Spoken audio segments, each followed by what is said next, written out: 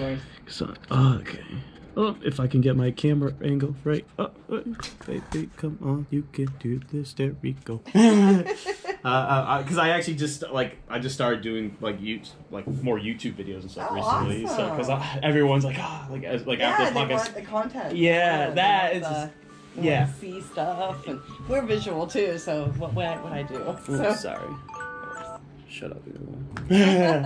Yeah, exactly. That's what a lot of people say. They're like, oh, just like I love seeing, especially with you see the logo versus my hair was all over. You know what I mean? Everyone's like, whoa, I gotta see this character. You know what I'm saying? Very good. All right.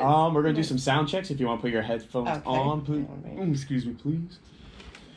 I think I might have to get a different set of headphones. Yep, these are not the ones. Alright, I'll be right back. I gotta grab another pair of headphones. Those are the ones I need. Okay. I haven't marked as bad. These are not working. I've been thinking about. I wonder if I can go in and rewire them and stuff, but I don't know if that's just too tedious at work. But I'll be right back. All right.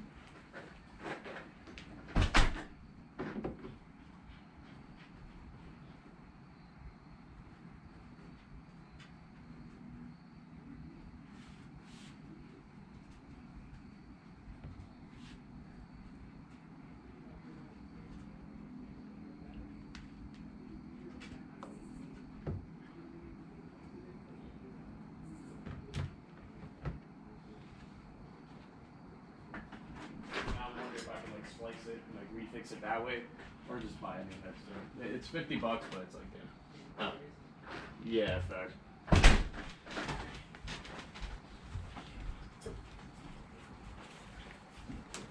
Want me to take a photo for you?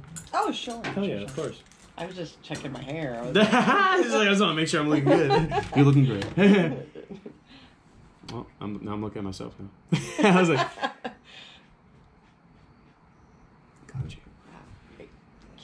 Of course. It's like I don't want to be cause for broken phones. That's handed so delicately. Here you go. I haven't broken it yet. You can't destroy it. You can't do anything. Yeah, true. Oh, really? Yeah, okay. No. Perfect. I drop everything. Oh, all right. I'm glad we're. The clumsiness, right? All right. Yeah. Well, I'm clumsy anyway. I don't want to put words in your mouth. No, mine's the MS. I have MS. Oh, really? Yeah, yeah, seriously, yeah. Yep. Oh shit, my fault. No. But I have fun with it, I know it's clumsiness. It's probably clumsiness, but I'll blame it on the MS. Yeah, exactly right. You're like I got something to blame it on. We're good. I was gonna say, if you want to bring the mic closer to you too, so you feel more comfortable as well. If you want to lean back more into your chair, feel free. You know what I mean? Feel free. You have control. You have control of how you want it set up. You know what I mean? Okay. Okay, your arm shit. Ready to right arm someone. All right. I think we're good. All right, we're good. We're about to start. Nice. Yeah, but oh, sorry, damn. Maybe I wasn't even ready. Cause my afro. Trying to put headphones on over this hair is just. It's obviously not that easy, as you can tell. But welcome everyone. Oh, actually, wait. God damn it! I keep forgetting to do this. Wait, 1 second. Let me actually use my intro that I never use. All right, I'll be right back. I never use it, so I'm like, I gotta start using it. Yeah, one of my friend's dad, he recommended the song. He's like, oh, three dogs? I forget the name, but the band who sings that, it's actual song from a band. Oh, nope, you don't need that. Soundbite, sorry. But now he recommended the song. He's like, oh, your name's Eli? He's like, you gotta have the song for your podcast in the introduction, But welcome everyone to the SponCast podcast with your host Eli. As always, I hope you guys are doing fantastic for yourself and the communities around you, because you know why? You fucking deserve it. And speaking of someone doing a great impact on their communities, I'm sorry, I'm doing multiple things at once. But Tamera, can you please introduce yourself to the people, who you are, what you do, and why you do what you do? Thank you. So, my name is Tamara. Oh, Tamara! Yes. Oh my God! It's okay. Now I'm looking, because not gonna lie, you are not the only one. Because I looked in the corner of my eye and I tried to see my gibberish chicken scratch. I'm like, fuck, Tamara. I'm so sorry. Why? Yeah, Tamara. So it's Tamara. I'm gonna say it again. Yeah. Say it one more time, so I don't fuck up. So look. I'm gonna look. What? Honestly, I need to spell it out because I can't. My dyslexic ass. I'm a photographer. Yep. What do you use to take photographs? Camera. And that rhymes with Tamara. Yo, that's perfect. Thank you. Right? You know what? I'm gonna do Tamara, camera. There you go. Just I can't fuck that. I can't fuck that up, y'all. I can't fuck that Unless up. you want to say Camara. Camara. It's fun. That's actually one of my friend's last names. Actually. Okay. Shout out to Philippe. Shout out to Philippe. Actually, he does streaming and stuff like that. Actually, give me 1 sec. It seems like. I just want to make sure this is. Yeah. See. Because my klutz ass. There we go. Sorry, y'all. This is a huge rough draft. This is just a huge damn rough draft. All right, Tamera. Sorry. Dude, Camera. you did it again. Tamara. Yeah. Tamara. Now you got it. Tamara. Now. Now I'm gonna keep repeating in my fucking head, Tamara. I'm sorry for butchering your name. No disrespect. It's really okay. No worries. Yeah. I feel so bad because it's like people butcher my name, and I'm like, damn, like.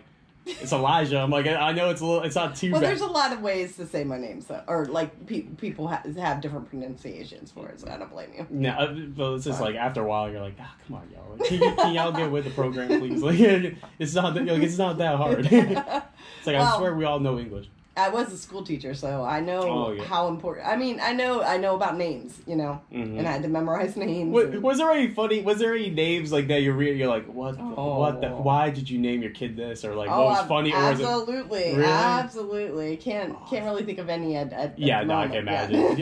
Do you still teach at all or no? No. It's I've been retired for I retired in 2017. Oh really? Yeah. How is it like? I know this like. How does it feel like looking at the school system now from when you left? Because especially now because COVID. It's such a huge change from when you left. 2017 to 2022 is a huge difference in school system and how things are run. So like, are you still like imagine. Yeah, I was gonna say, do you still talk to a lot of like people that are still faculty and stuff like that? I have, and I keep in touch with some teachers, and I have talked to some of them, but I cannot even imagine. I can't even imagine being a teacher in this environment. I mean, in when there really was lockdown, number one, but even now, because there's got to be so much, learning loss and, so many more, mental issues too with children and, having to go through what they, we all did, really. Is there like, what is the impact you see in our society? And inevitably the world, because the whole world shut down. It's not even just us, but I guess I can't say the world. We still got Florida rocking out, doing their thing. Honestly, I think there's still. I think there's so much more that we're going to find out. The trauma that we're going to find out. I think it's not out there. People are not ready to share the trauma that they've experienced. I think there's still a lot of trauma that people experienced, during lockdown, during sadness, and it's hard to explain. That trauma, I think, will come out eventually. We don't know how to communicate it yet, I think. Just learning how to process all. Right. Yeah, because I'm only 26.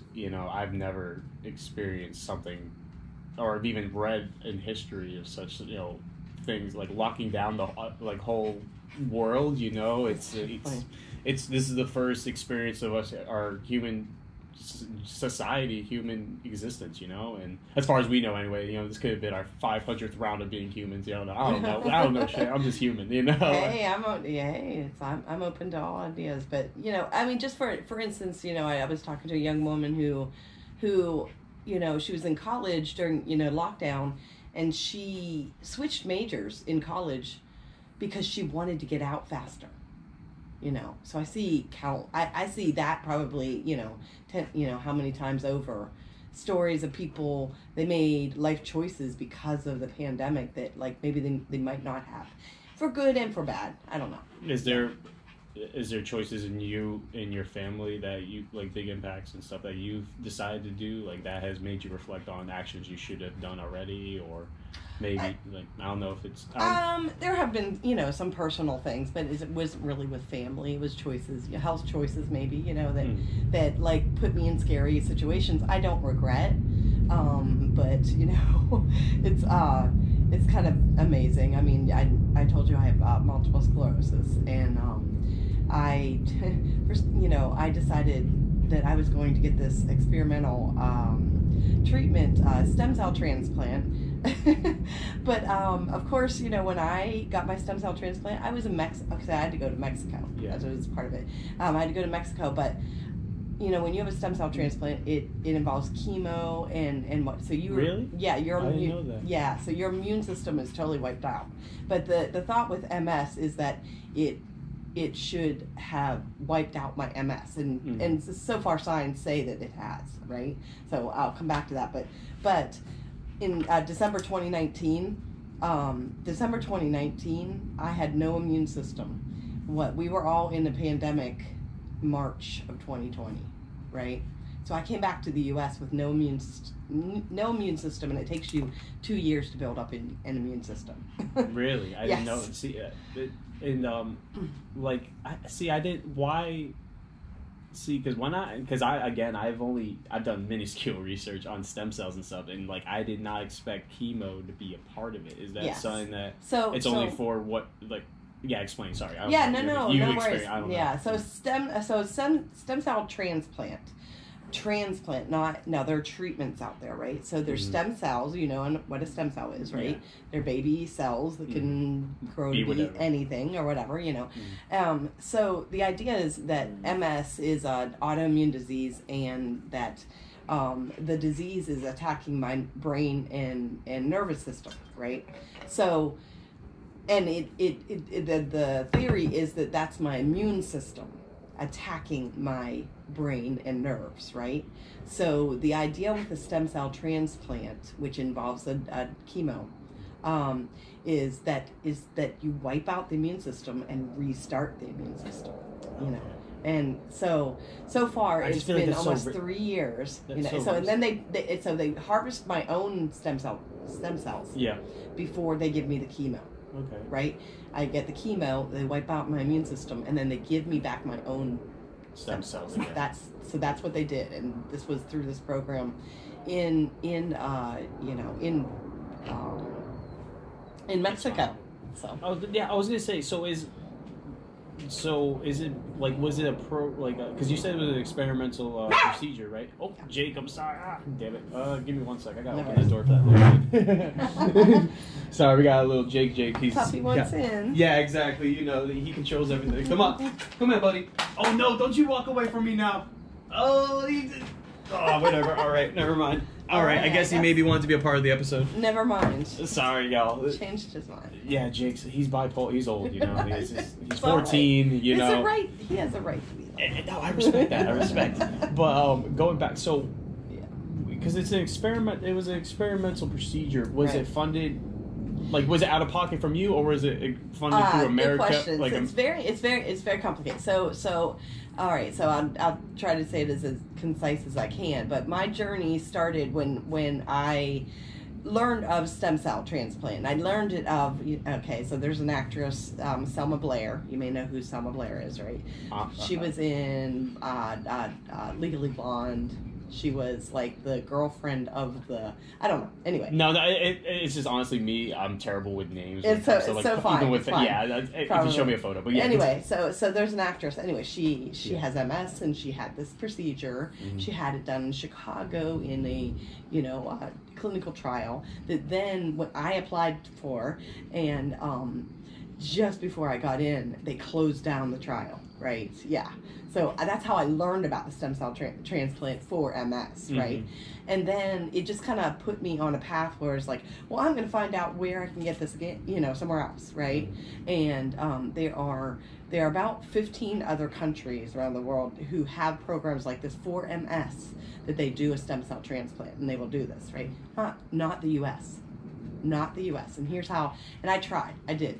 I actually had a UVA cancer doctor who agreed that they said, oh, well, I do this for cancer because you can get a stem cell transplant for cancer in the U.S. She's like, oh, I do for cancer, but it's a slightly different protocol for MS, but I'm definitely willing to do it for you. Yes, definitely. So I was going to do it at UVA. Well, then insurance wouldn't cover it, and it was going to cost me $250,000 out of pocket. Yes. Holy fuck! When if I had another disease like cancer, it would have been, insurance would have paid for it. So, yeah, but it's because of the experimental thing with multiple. I'm watching you go. See, you bark and walk away. You bark and walk away. I don't like this. I don't like this. Attention grab. Oh, don't worry. Shout out to my uncle. You're the man. Thank you. No, but damn, like that's and I think it's so crazy that I haven't honestly. I'm ignorant when it comes to our health system. When it comes to just the knowledge of. I learned a lot just having to go through it. That's how I learned. Yeah, and that's the thing that sucks though. It's like it's not until those moments where you go through the system you're like, fuck, like this is really how it is. Like this is what people go because. Oh yeah. And I had good insurance, and so you can imagine like if I didn't.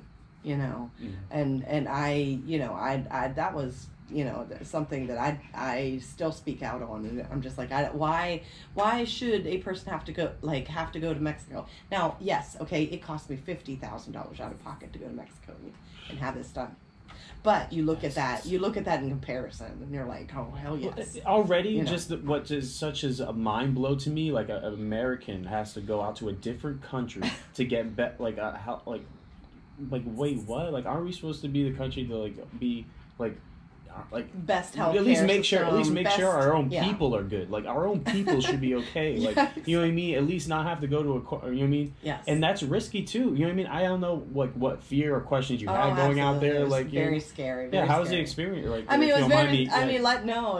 There's lots to it, but it was very scary because we literally had to that $50,000 had to wire it to Mexico. Wait, really? Before we went.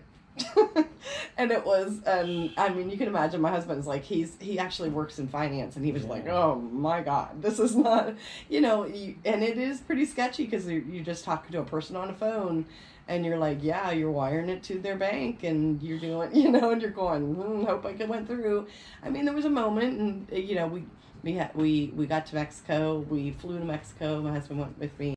And there was a moment like they were a little bit late in picking us up, and we weren't sure who was picking us up and all this stuff. And so it was a little moment where like, oh my God, did someone just rob us? And and you're just in the middle of Mexico. Yes. So do you who are you communicating with? Is it just like a they're doctors. They're doctors. You go direct to doctor. You're just communicating with them. But what's so wonderful about so it's a clinic, and I know and I don't claim to understand all of Mexican healthcare or whatever, but this was a clinic, and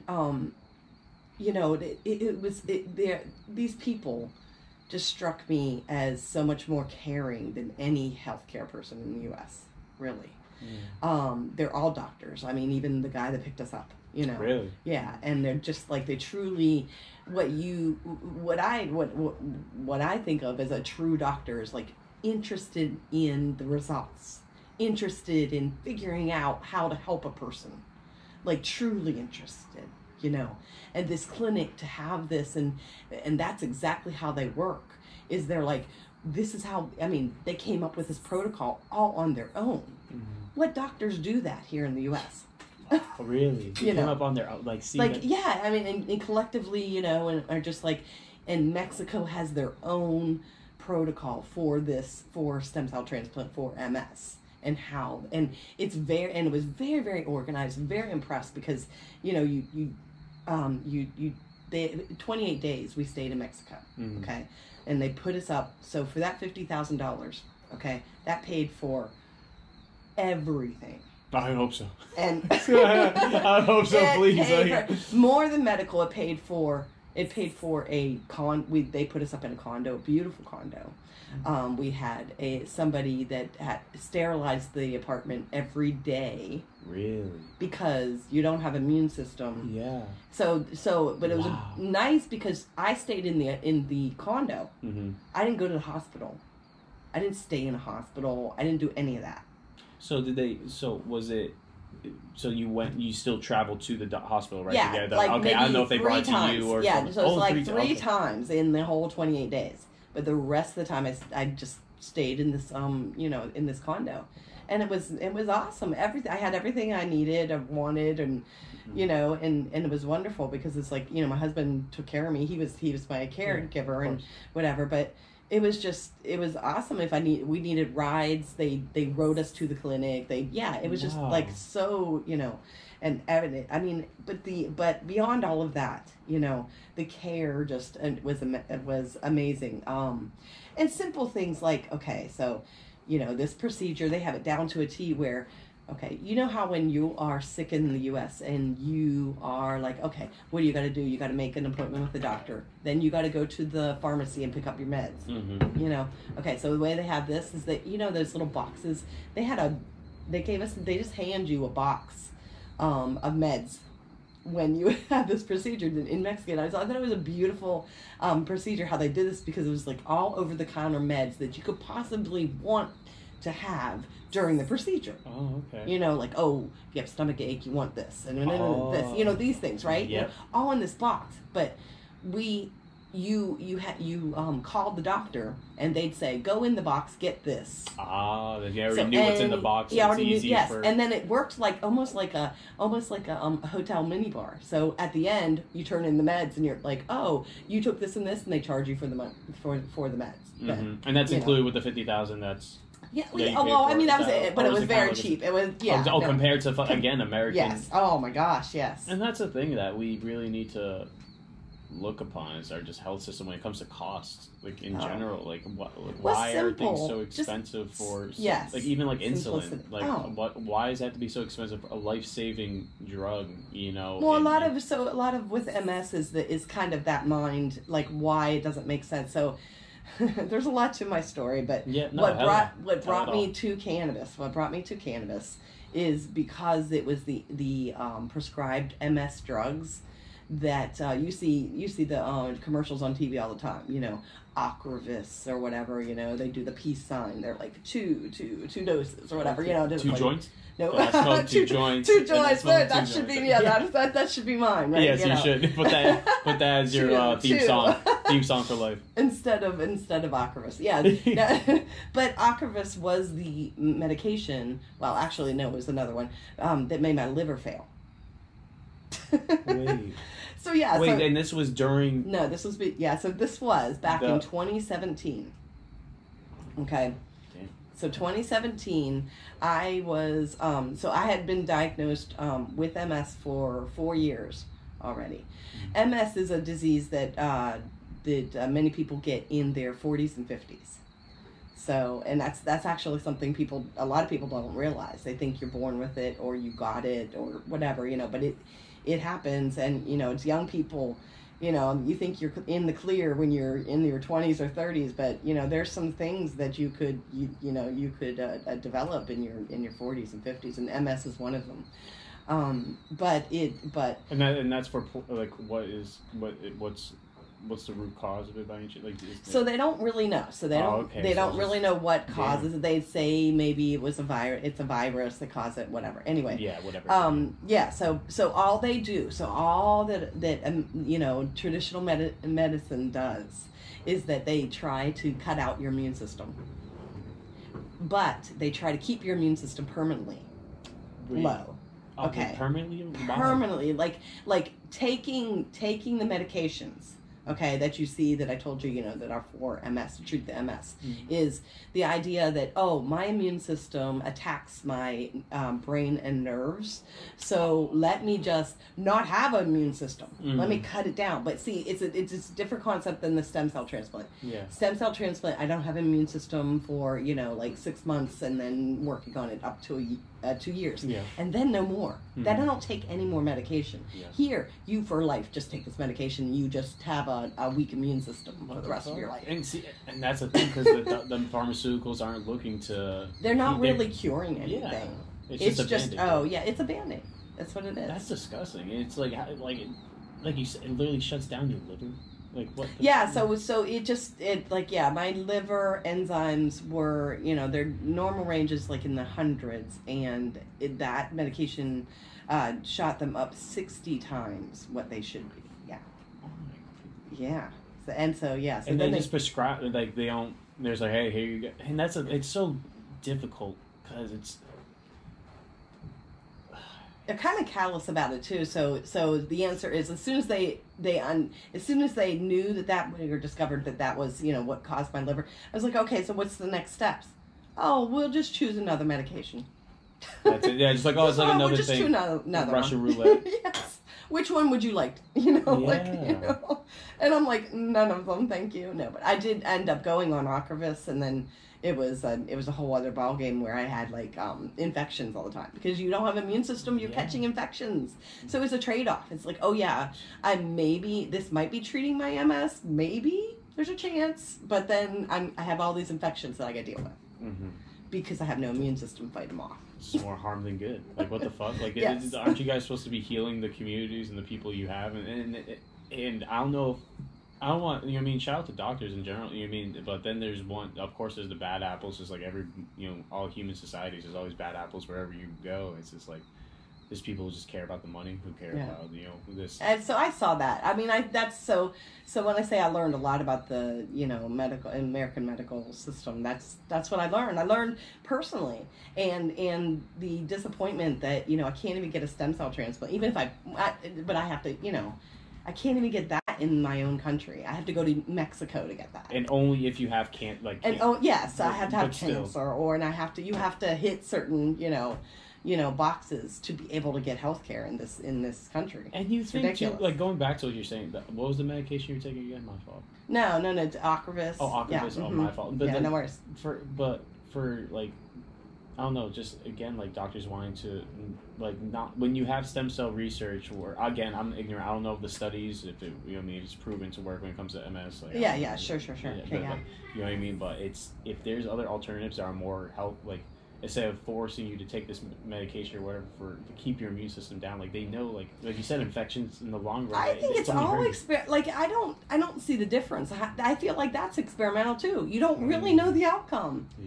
So how is that getting approved in stem cell that has, it's just, there's a lot of treatment that is pushed out, and I do believe it is the pharmaceutical companies. Because they have their one thing. Oh, we have our one thing. We don't want that to, because that might have, they don't, if they don't have patients, they don't have customers too. So.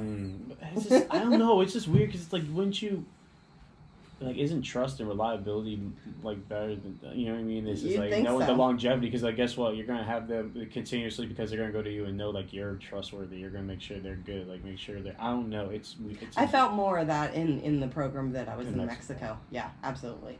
Yeah, hands down. And you see the news always talk about Mexico being, well, of course, and that's every society though. Like every, look at Chicago. You know what I mean? Like, kids die. You know what I mean? Shootings every week in, in other cities too. Like, it's there's goods and bads to every society. And Mexico has a better health system, it seems like, and more caring one. Yes, and I believe that they are interested in the science. Do you know what I mean? They're interested in the science. If I go to my MS doctor here, all they care about, like, they don't really know what they're prescribing. Oh, these are the list of things that I'm told I should prescribe to you. They're just, are they really, I don't know, are they really scientists? Sure. It's just, I don't know, maybe it's just like the way, we're promoting it. And, America and New Zealand are the only two countries in the world that promote, that have commercials for pharmaceuticals, so it's I didn't know that, really? Yeah. It's pretty really? Wild. No, only two countries in the world that's fascinating to me. I think we shouldn't have the commercials like we do. Exactly, because it's like this falsification, like you said. It's a Band-Aid when they're trying to promote it to you as, oh, it will change your life forever, but it's just a Band-Aid over time. It's only going to make, like you said, especially when we're young. I'm, like I said, I'm young. Like, I think I'm invincible right now. But when I'm 40, when everything's, oh damn, like, everything starts to hit you because your body, it's catching up. It's, we're human. It's life. We have it's inevitable that we're going to grow old and like enjoy life. I don't know. And why not be open to try to find or healthier alternatives to think, like, when it comes to doctors in general. Like, I feel like I would love to have a doctor on here and like really sit down like I don't know, when it comes to like, I've heard that like they don't really focus on like food nutrients or anything like that when it comes to their studies, not at all. Or like weight. Not at all. It's more of like it's just pills. It's just pills and tests and okay, pills and tests. Pills and tests. Popping pills and testing. Let's go. Yeah, No, honestly, but I'm pretty proud of those choices that I made because like the stem cell transplant, I don't, and I do credit being in the cannabis world as why I made some of those choices. I don't think I would have ever done that. Mm-hmm. Never. I don't think I would have ever done that if I never I met somebody who had a stem cell transplant in the cannabis world, right? I've made so many close friends in the cannabis world and the trust is so deep that it's just like you can't, and just the opportunities that have come to me, and after that there's now 2 or 3 other people that I've convinced to have a stem cell transplant for MS. Wow. Yeah. And that's the thing is the knowledge, like you said, the close community of being open with each other. And I think the cannabis thing too is it's a medicine for people to, you know what I mean? And you're all in the same direction of progression, of trying to find knowledge and hopefully spread it and seek more knowledge to help others, I guess it was a wake up call to me that, oh my, you mean they're not right about what they? I mean, I really trusted doctors before that. Mm-hmm. I trusted doctors a lot more before that, and I mean, and a lot of it is, like you said, okay, this is this pill that's supposed to, and it was helping me. I was doing just fine for 4 years after being diagnosed with MS. Mm-hmm. So I thought, okay, this is what you do. You just take this pill, all right, Yeah. And then suddenly it just, makes my liver fail. So it was a total disappointment. Yeah, because again, because you have this such reliance and trust on doctors to do their due diligence and jobs, just like anybody, lawyers when it comes to the law, making sure they're doing their just thing to make sure which this past, especially a couple of years because of COVID and shit, our laws and our fucking individual rights have been chipped away. It doesn't, you don't have to be left, right, doesn't matter. I think we can all agree our individual rights as in people, censorship, ways how we can take care of ourselves when it comes to health, especially with, even looking, like you said, the pharmaceuticals and doctors during COVID-19, how there was such a censorship, especially now with I don't know if you about Elon buying Twitter. Yes, of course. Right. Yeah. Mm-hmm. But all the stuff that's leaking out now of how government ties and entities were colluding with Twitter and other social medias Meta about censoring information. And literally Twitter gave them a governmental quick link. I don't know what it is specific. I don't know the lingo, the vocabulary to properly and that. But basically, if there was certain information, the government would have quick access to talk to them, be like, hey, censor this. Like the Hunter Biden laptop during the 2020 election and stuff like that. And there's more and more information being leaked out of how the government literally did not went against our First Amendment right of freedom of speech and censoring people who were especially when it came again going back to medicine and vaccines. And me personally, I'm more of do what you think, do what's best for you. I don't know shit. No one else knows better than you except you. And kind of contradicting what we were just saying, your doctor. But again, you have that close relationship with your doctor. And even it should be between you and your doctor. Exactly. It should be a decision you make. You are part of the decision. Simple as that. Yeah. Exactly. It's your decision of what you put in your body, how you take care of it. And sometimes if you want to get multiple professional opinions, go ahead until you feel comfortable with what decision you're making. But especially with COVID, going back to censorship, there's people promoting even just vitamin D, there was going out more and stuff. You're just seeing so much negative press and censorship on that stuff. Well, so may I ask you a question here? Yeah. Oh, okay. Okay. No, just what you said about COVID, and so it's your choice and that. But I guess I guess I'd like to ask what about people keeping that to themselves? What their vaccination? And or if they had been exposed and they don't.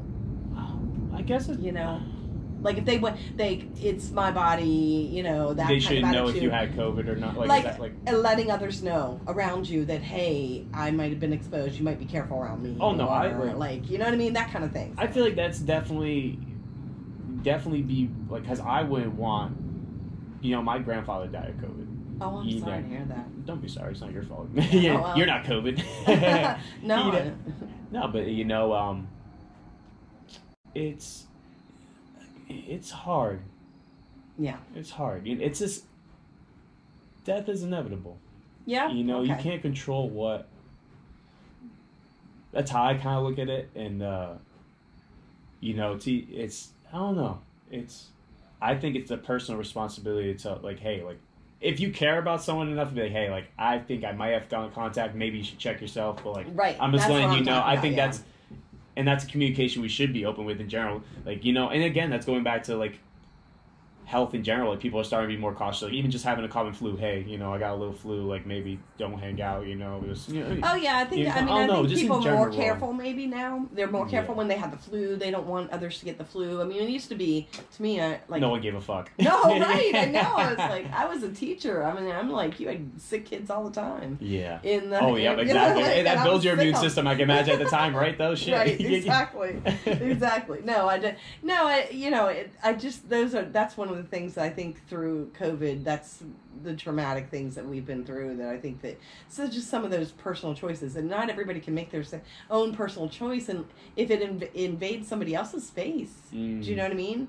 That's when I struggle with that. And it's hard too, because it's, again, with COVID, especially for young people like me, I could have had it and they even know, no symptoms, nothing, and then, find out someone else near you, oh, you had COVID, but I didn't, maybe it's why it's such like,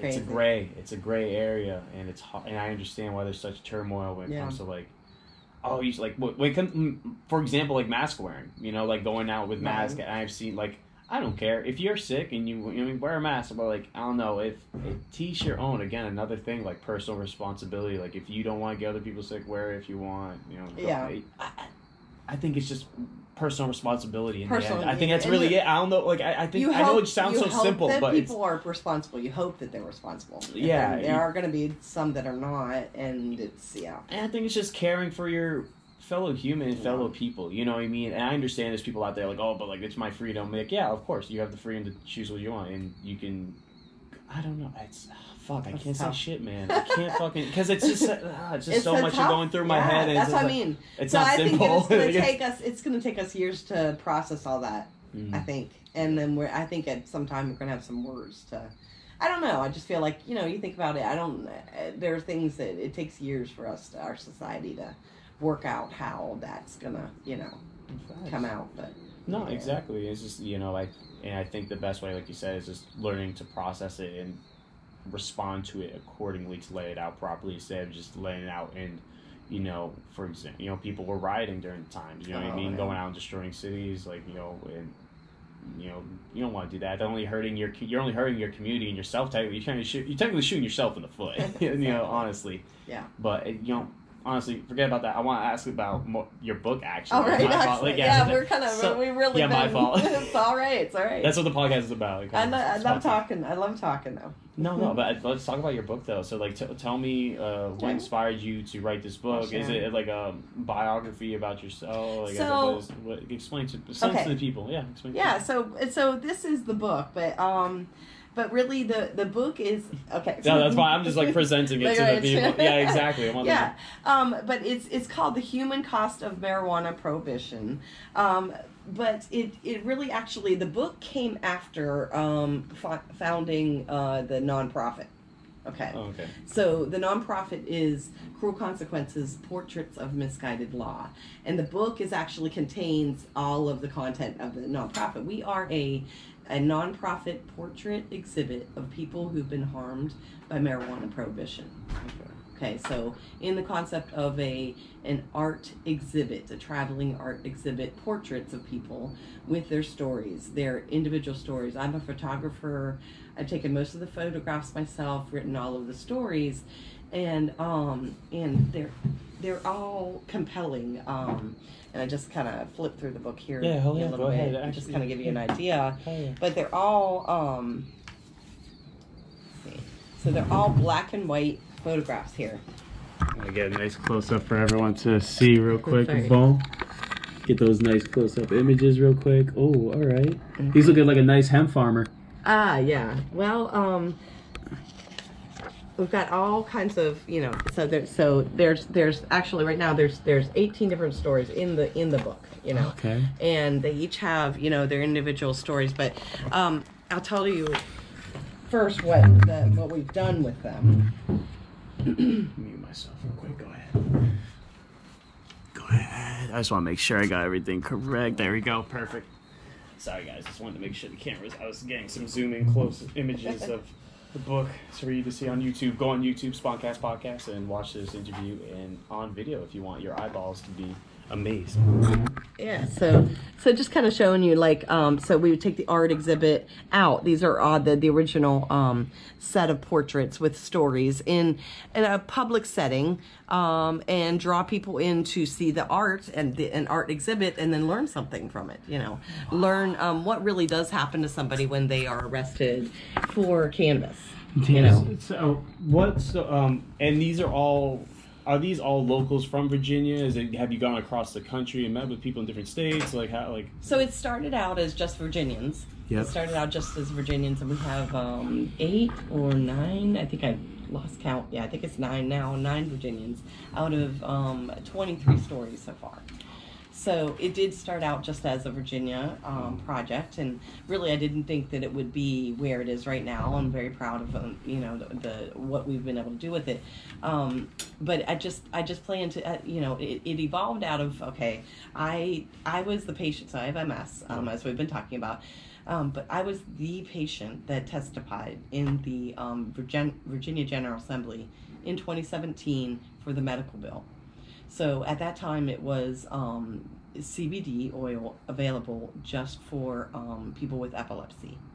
And I joined a group of moms who have children with epilepsy at that time, and they wanted to push it further. They were like, hey, we have it for our children, CBD oil, but we want more, And so they were fighting for more. They were fighting to cover more patients. They were fighting for that. But that just happened, that what I told you about my liver failing, that happened maybe 6 months prior to that. And so that set me on a path to as soon as I found CBD oil to be beneficial to me and replace the pain meds that I was on that I could no longer take because of my MS or because of my liver failing, then I was on a path. I was okay, well, who's trying to make this legal? Because it needs to be legal, So I that's how when I joined up with them. Well, that year it was unanimously passed in the Virginia General Assembly, which is huge because it was a Republican-controlled General Assembly.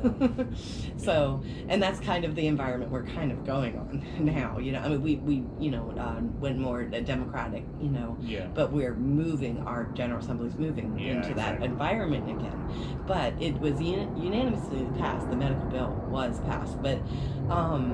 So those women with the children with epilepsy happened to have done a special on NBC Dateline at the time in 2015 when they were fighting for it at that time. But in 2017, NBC Dateline came back around and they were like, oh, we want to do follow-up, and because the bill passed and whatever, and so they welcomed me to join. So I was on the follow-up NBC Dateline. That was fun. I had Harry Smith come to my home and wow. Was that your first interview? Was that your first yes, that was probably my big. It was big. It was big. Yeah, it was huge. Yeah, it was it was. Huge. Did you prep? Did you prep for it? Of what specific points you wanted to bring up, stories and stuff like that, or talk? I know you wanted to bring up. I had no idea, and honestly, I was so green. I was just so. I can't even watch that episode these days now. Really? I'm just oh my god! I was but no. I mean, but it truly was. What was nice is that it truly was at the beginning of my journey with cannabis. It really was, and how I was thinking at the time, and I was, and how, things have, I'm still as hopeful and I'm still as passionate, but it really, it really showed me at a time when it was a medical crisis for me, and I didn't care what anybody else thought. Exactly. So, I mean, I remember standing up in front of the General Assembly and, looking them straight in the eye, and I don't know if people really understand what that feels like to testify in front of, senators, Mm-hmm. and because senators with this topic, known to have made people who testify cry on Really? the stand. Yeah, because they just so against cannabis, Mm-hmm. and making just cry, and you're because you're talking about your medical your medical privacy. problems, your Yeah. privacy in that, but then you'll see, and they'll snicker, or they'll they're all sitting up there, and they might whisper in their ears, and just do all kinds of gestures and things like this, so it makes you very nervous and intimidated or whatever. So It's just disgusting. I'm sorry. They think on their fucking high horses that they're probably exactly. But I got them. It should be vice versa. They should be the ones in fear of the people coming to them, and exactly. And they should, what I mean. I don't promote violence of any kind, but damn, they need to understand their role of public servants. Once you get into that role, you have to listen to people. Exactly. They should not. Like you said, you took a big risk going up there and testifying and telling your personal story to them, and damn hell, like you said, they made people cry. It's just what the fuck, it's not. It's just disgusting. Sorry, continue. It's fine. It's part of the stigma, and Yeah. it is it's the stoner stigma, and it's just okay, you're talking about cannabis at all, and that you consume it at all. That makes you a stoner, and that means that brings all the stereotypes, all the negative stereotypes. They're not unfair, but yeah. Exactly. But all old stigmas too. It's so crazy. But I got them. But I had them though. So because here it is. I was look. I had checked all the boxes really, because here I sat. I stood up there, and this is pretty much word for word how I started and what I was saying to him. I said, here I am, retired English and civics teacher. Virginia teacher, mother, what did I say? Wife of a retired Army colonel. When you see him, tell him thank you for his service. No, I will. I will. And then I said, and mother of 2 Eagle Scouts. And this is how I started. Let's go. Hell yeah. And all truth. And I was and that's how I introduced myself. Mm. And it was just sort of wow. To start out like that, because they weren't expecting that. Somebody to go there and talk about, okay, up until that point, it's mothers talking about their children, which is very, heartbreaking. But here I am, an adult, talking about myself. And that was another kind of a shift. I didn't have any model to go by. Mm. I didn't have anybody to, here I am medical, and, it was all about feeling bad for the children at that point. I was I'm not a child. Mm. But I don't want you to feel bad for me, but yet I had to kind of develop a way to say it. It's just I count too. Mm-hmm. It's just not children here. Yes, it's very, but are we just going to have this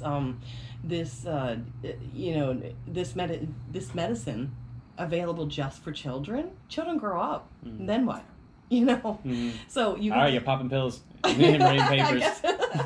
Right? So I just, so I didn't know I didn't know. I had to figure it out. I had to figure out how was I going to, explain how I needed this as medicine myself. So, but it was effective apparently. So, because it's. I think it's I don't know. It's multiple things I'm thinking about right now. It's because it's the you came up as it's you hey, these are struggles as an adult American, a mother, a wife, American woman who yes. wants to it's the everyday, not saying every day, but it's the everyday American coming up and just telling them their story. Hey, just because I'm an adult doesn't mean I don't have my struggles too. Right. Kids struggle. Of course we want to take care. Of course we are, as a society, we'll do anything we can to make sure our children are, have a bright, paved future ahead of them. Make sure their health is good. But we're adults too. We struggle. Right. We just think as soon as we're adults or, 18, 21, whatever, 25, whatever the fuck, that we just know like it was harder. I guess how we handle things. It was harder for me to fight that stoner stereotype with them because it was easier for children because they're like, oh, children aren't gonna, but me, as an adult, I mean, I was afraid that I was going to be the one that they were going to make cry because that's what I had heard. There had been other adults in years prior had gotten up, and they just walked away crying because they were just like, this is ridiculous, So, so I'm pretty proud of that. But it did. So anyway, what that did was that inspired me. So being on Dateline, I mean, and just the power of telling your own story, really, inspired me to first, be curious. I have a background in journalism and also a teacher, so that makes you very curious, I guess, And so I was like, okay, now that I'm a patient, now that I'm taking this medically, I started to wonder, well, I could get in trouble. I could be arrested. I could and at that point I was like, I sort of didn't want to know what happened to people, or I didn't know. I didn't exactly want to know, but then I got more and more curious, and I was like, okay, and I wanted to talk to people, and I was like, okay, I want to talk to people who have been arrested just for my own, education. And then as I met more and more people who had been through these, been through this, I was like, they're just like me. And, just trying to get along in life and, and just happen to get caught, but many of the stories have to do with medical. Many of them do. They all have some piece of medical in them. The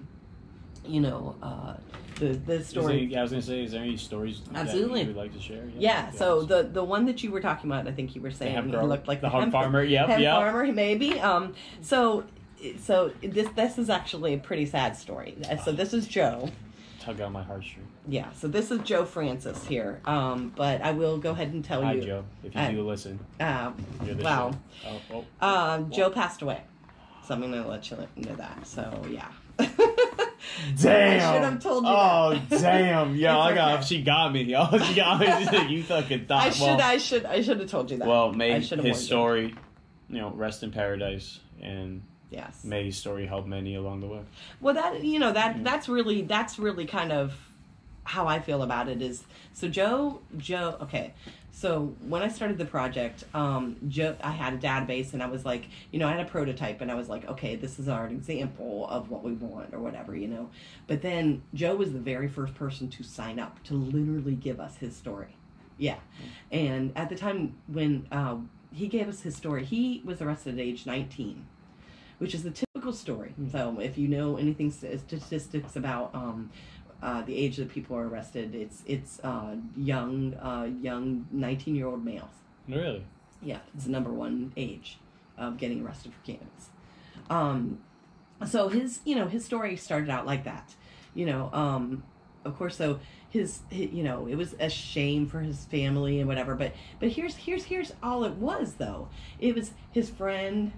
Apparently, it was like just bummed some cannabis off of him and kept bumming cannabis off him. And then he was like, hey, give me some money for that, Yeah, exactly. And then he's like, come on, man, I can only help out so much. I know, exactly. So, but then his friend got caught, and his friend said, oh, he's my dealer.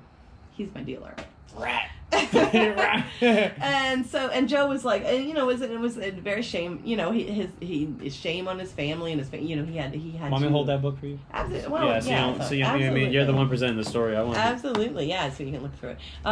But yeah, beautiful. Joe at age 19 gets arrested, and his lawyer tells him, as many lawyers do, like, oh, it's gonna fall off your record, son. Yeah. It didn't, and he could never get a job. I'm talking because it's federal. I guess it's a federal. Well, it was a misdemeanor. He got a misdemeanor, but it still was on his record. This was back before legalization, before medical, right? In Virginia, yeah. and so he could never get a job, not even like a summer job as a lifeguard. That's where it started.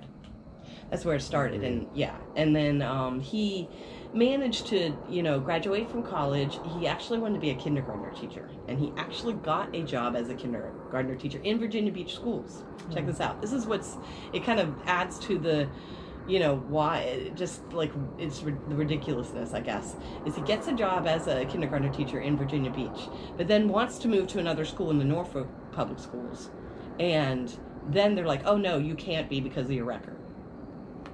And it's just like, I just was, wait. And it's just, really? But it's something he did when he was 19. Mm-hmm. Why does it have to follow him? Why does it have to ruin the rest of your life?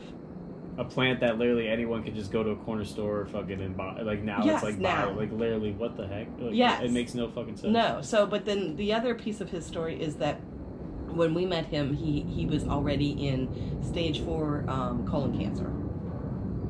And then 6 months after he had donated his story to us, he passed away. This was before medical was available and legalization, which was even further sad because it's like he never legally got to consume cannabis. Mm-hmm. And he could have, think about, maybe if he consumed it the right, if he had, who knows, it could have helped his cancer. I don't know, So it's just, but just exactly what you said is, I think I don't know. I mean, he knew he was at his end, I think, and he knew, I don't know, I'd like to think that he knew he needed to tell his story to help others. He knew that there was nothing, and that's what I tell, I tell every person that donates their story. I tell them, I'm not a lawyer. Okay, a lot of people mistake that and they're like, you're a lawyer, you help people get out of jail. No, that's not it. I'm just a regular citizen, and I feel like using my voice and educating about something that I learned. And because otherwise, how do people find out about these stories? How would you know? Mm-hmm. Unless you know somebody who has been arrested for cannabis, or you yourself have been through it, how would you know? I didn't. Mm-hmm. I was nowhere near it.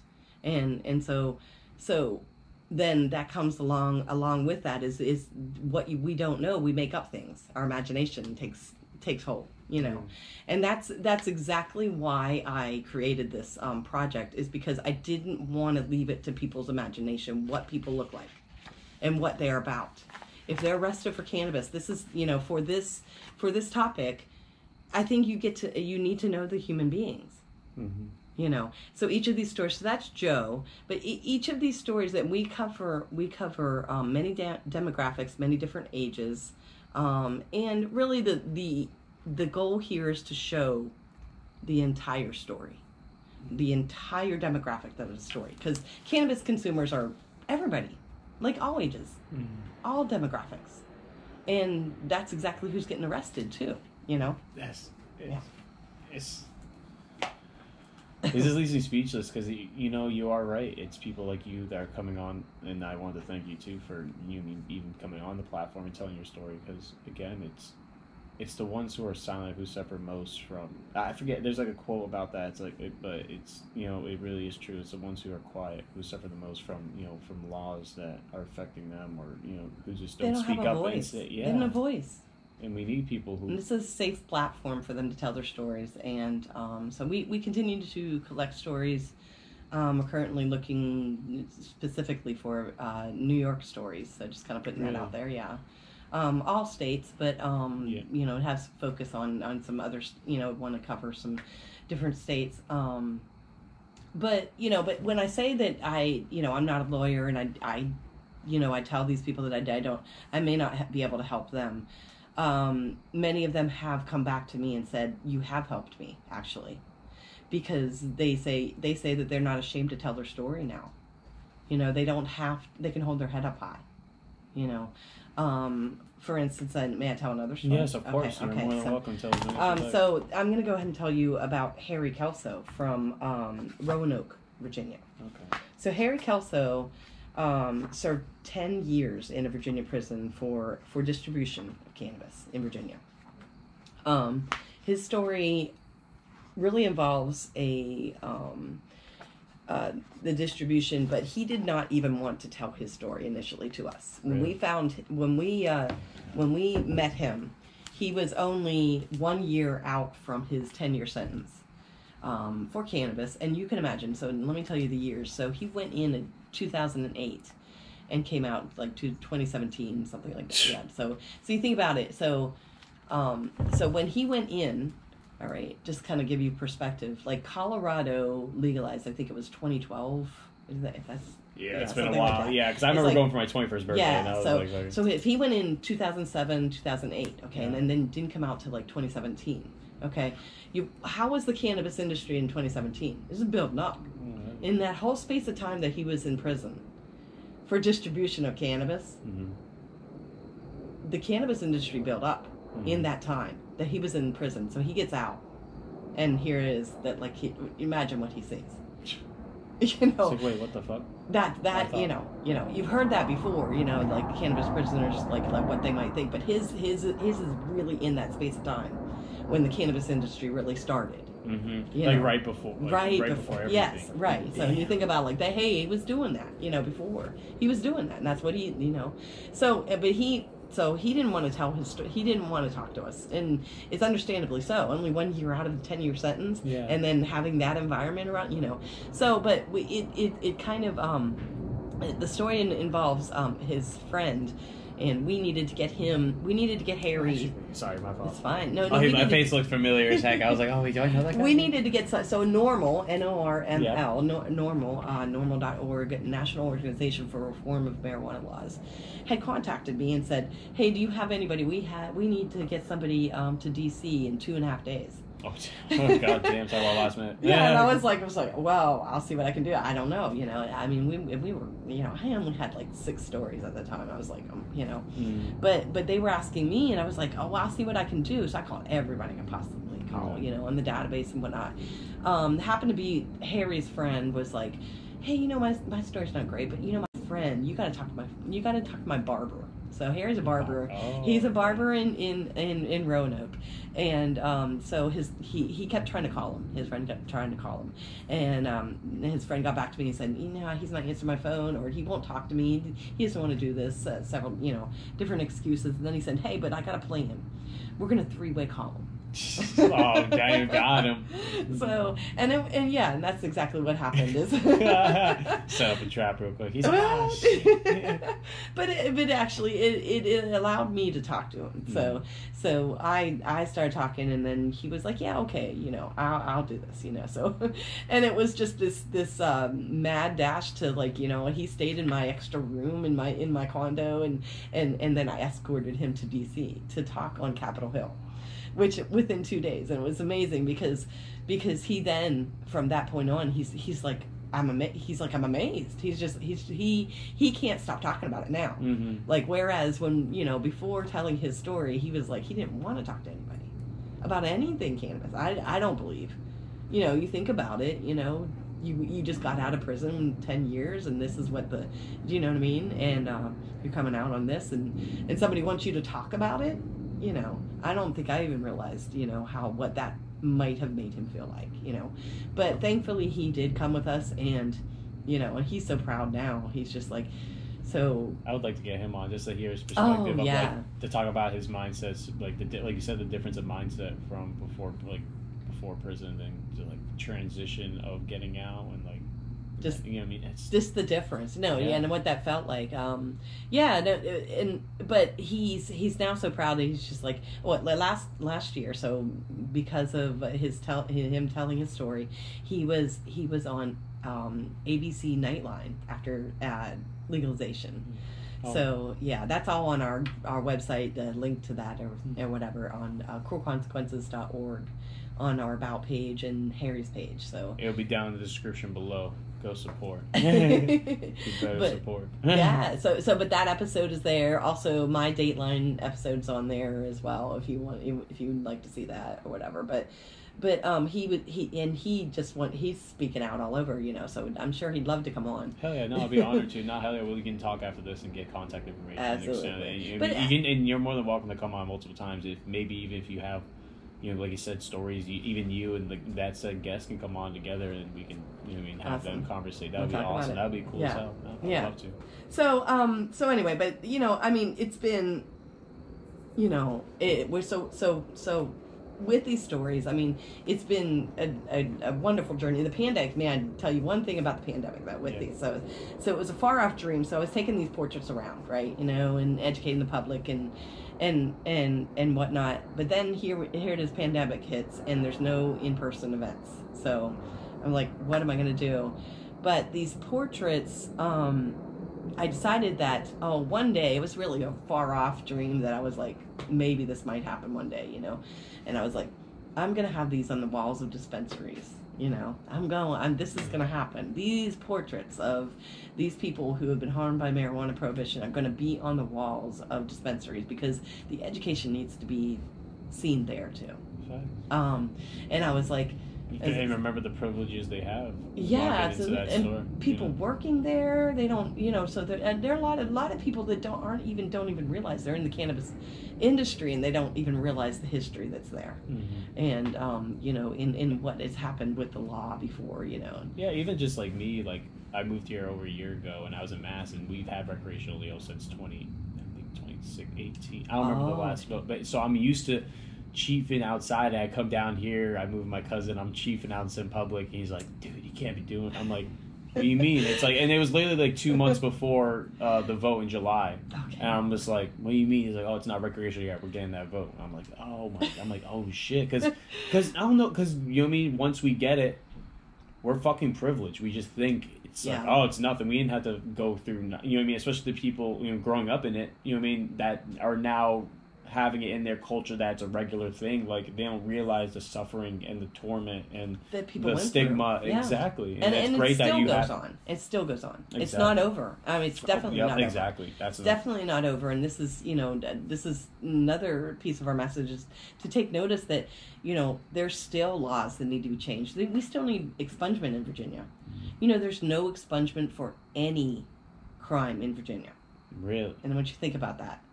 Expungement.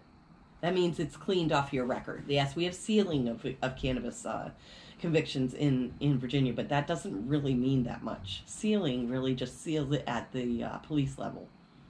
And but what's really, and what we speak out, cruel consequences, one main piece of message is that the cruel consequences, those are the things, not the incarceration or those are all important things, but it's the consequences that affect somebody for the rest of their lives, and they're very cruel. Things like barred from employment, barred from housing, child custody is affected, professional license, and it goes on and on and on. And these are things that everybody relies on to be able to conduct their lives, their day-to-day lives. Yet you get a cannabis charge, and it's on your record, and employers are looking at that. The employers still have access to that information in Virginia, and will you hold it against applicants? It's just disgusting. Like, how are you going to, like you said, like, when it comes to child custody, rejecting home, like how are you going to reject someone from being able to get a roof over their head? Like, at that point, you're literally just letting them out to die, letting them out to dry, like die, dry, fuck, same shit, right? Like that. So there's I don't have to show you every picture on it, but there's another. So we have veterans in our project, and you remind me of the story of Tyrone from Richmond. And he's a veteran, okay? So he's a Navy veteran, and he chose to, so a lot of these veterans have PTSD, and this is what draws them to cannabis, and cannabis is very helpful for PTSD. But before legalization of medical in Virginia, Tyrone, as a veteran, veterans make different choices. I notice when I look at the across all of the stories. When they're in an environment when they want to get cannabis, they're not going to make some choices that others do. They're not going to. They won't get it off of the street corner. The hypothetical whatever. And they won't get it off of somebody else that grew it or whatever. Tyrone decided to grow it himself, because he was like, I want the purest, most, that was his mindset. Mm-hmm. But of course, at the time, and still even now, in many states, growing is immediately a felony. Like it doesn't even matter. You're growing it, boom, felony. Really? But if you think, but that was a twist for me when I heard his story. I was just like, oh wait, that makes sense. You want to grow it yourself because you want it pure. Mm-hmm. But nobody's thinking about that when they're making the laws. They're not thinking that it's really personal possession. Yeah. Because personal possession is generally treated differently than, but automatic felony if you grow, So he gets his felony, and he's barred from public and private housing. What? Yes. So between him and his wife, they have multiple children. Then it's multi-generational because their children are suffering too. Because they're reliant on whether his wife could get, housing, whatever, but she didn't work. And, and they're reliant on relatives for these multiple children. And you just think about, that's not right. This is how we treat a veteran. This is a veteran who we sent to war, to which that's where they got the PTSD. And they just want to use something, they want to grow something that's natural to treat their PTSD, and they get a felony. That's another thing that's just so confusing about this country. It's like we're so quick to go to war and send people out to, to the slaughter, to all this. You know what I mean? Of course, there's more to it. You know what I mean? But it's just like when they come back and risk all. You know what I mean? And we just forget about it. Yeah. It's. And like you said, they just wanted to take care of themselves. I don't know. Have you ever heard of the association it's a nonprofit. They're called Multidisciplinary Association for Psychedelic Studies, MAPS. Yes, I have heard. MAPS. Yeah. Mm-hmm. Okay. But no, that's it. And I think that's a great start, like what they're doing too. Of course, what y'all are doing too as well. And it's just getting more information out there, doing these studies. They were doing MDMA studies, ketamine, ayahuasca on veterans with PTSD, and just giving back to them, because them most of all, the ones who suffer the most, who seen things that, again, go we are so blessed to be, I'm blessed to be where I am right now, sitting across from you, having this conversation right now, because there's people out there who have the guts to go out there and fight. Yes, absolutely. And absolutely. I can't thank them enough. I can't thank the families who suffer enough. I can only thank them enough by doing my due diligence here in the country to make sure that everyone is doing good. And that's why. And they're taken care of when they come back. Exactly. I would hope they can buy a home and raise their family and be able to. Right. And prosper and just carry on their lives. And that's really what my organization really educates about, is why this is such, why it's so important is that let's not forget about the human beings behind this, and the title of my book is The Human Cost. It was inspired by this current environment we are in Virginia. As you know, we are waiting for this magical number 2024, where apparently there's going to be, cannabis licenses available. Right now we're kind of in the gray market environment where we only have medical. We only have medical processors, only 4 in the state, where you can legally buy cannabis. Of course, cannabis is available and is being sold, but it's not legally being sold. And that is because the licenses are not available. But we are waiting for this 2024 magic, year for those licenses. That's how our Virginia General Assembly had set it up. But everybody's wondering. So what we've been fighting over is who's going to get the money, basically, in general. Right? It's going to cost this. It's going to cost this. We're fighting over this, but nobody is talking about the human cost. Nobody's talking about expungement. Why aren't we talking about expungement? We're all worried about yes, but that's the main focus. That has been the licenses, and we're not. But nobody's talking about why can't we expunge records. They tried to expunge records, but Virginia it shot, and there was some movement last year, and we were able to get some legislation, but really expungement is available technically in Virginia, but only if you haven't been convicted. But wait, what? Is that just what? That's an oxymoron. Yes. Wait, what? Which then tells you, okay, it's on your record if you're charged, yes. So that's what gets expunged.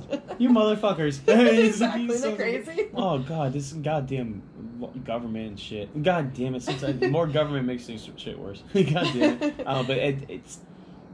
It doesn't. So I would say one thing. It says it doesn't make sense to me. Expungement. Why you don't understand? Why you would not allow expungement in a state that speaks of its Christian roots and values and whatnot. What is not Christian about expungement? Moving on, like absolving yourself of past sins and allowing people to move on and allowing them to live their lives. Mm-hmm. And wouldn't you want especially just looking at it now with more and more information, it's a plant, like it's an organic, like you're really gonna ruin like your own citizens' lives to prosper in your state because of a plant. Absolutely. A little fucking plant has many benefits, not even just medically, economically. That's only going to prosper in your education field.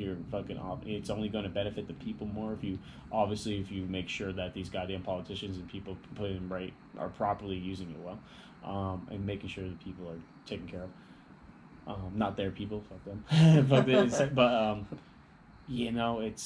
It's a lot of work on our end too. The people as well, to make sure we do our due diligence. And that's what I try to tell people is that I'm not a lawyer. I'm really so everybody can do something. I actually wanted to say this tonight. I prepared to say this, so I want to make sure I do say this.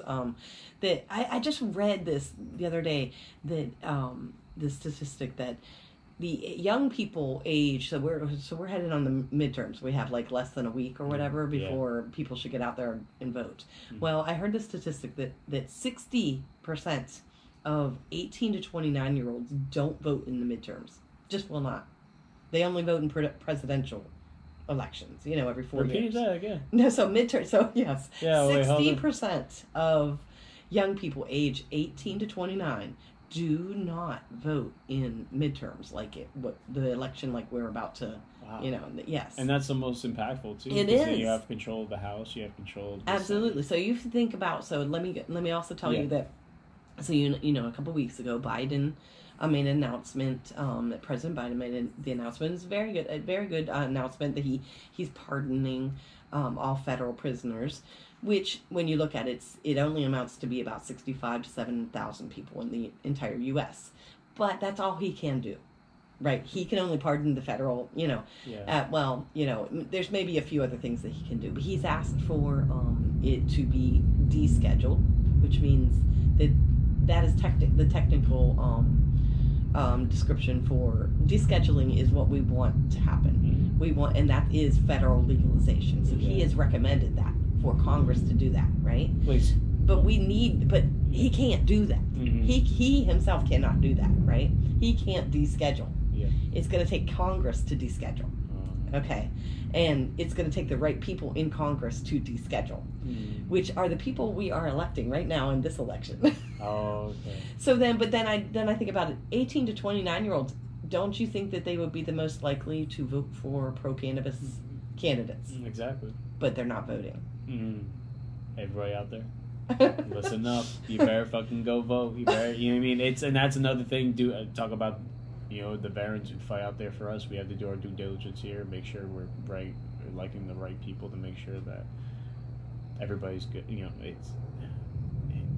Make sure that our American rights and freedoms aren't taken from us. Especially now with this promotion of, communism and socialism and all this stuff that you see nowadays. You guys do not know.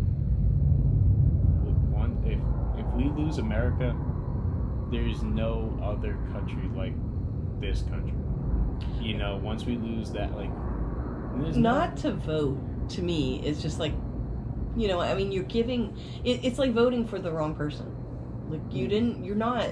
I actually do not understand why people choose not to, because you have that right, and I have people in my project who have had to reapply for that right to vote after they have been convicted.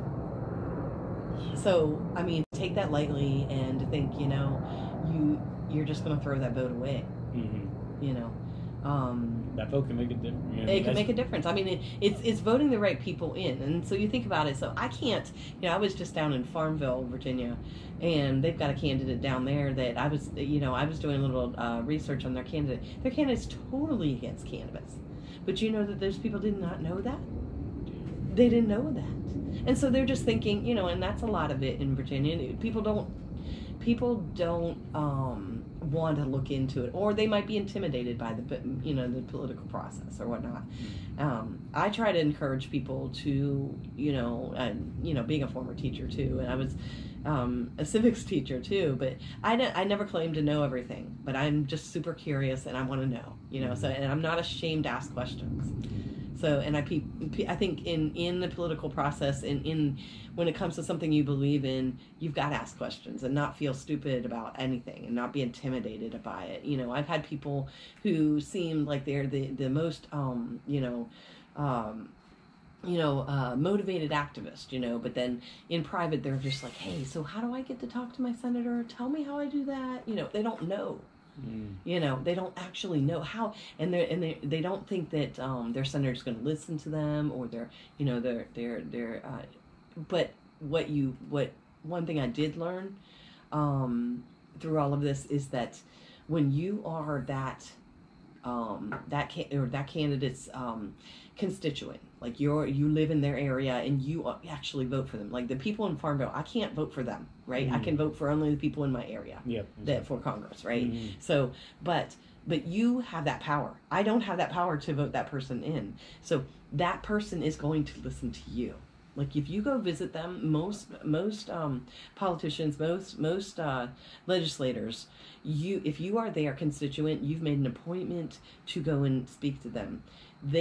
And let's say that 5 other people are coming with you, and they're not their constituent. You get the seat in the room. You get the person.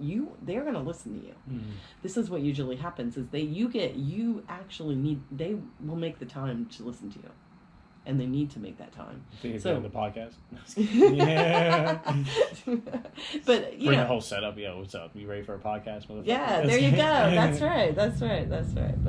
But people need to. I guess my message there is that people need to not be intimidated.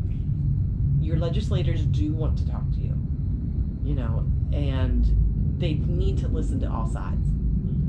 So don't be intimidated. Call them, write them.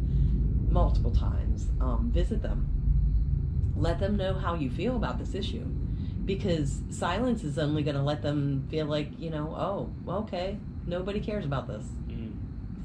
Exactly. It's like, oh, it must be working, it must be happening. What I mean? They don't know until it's it's criticism.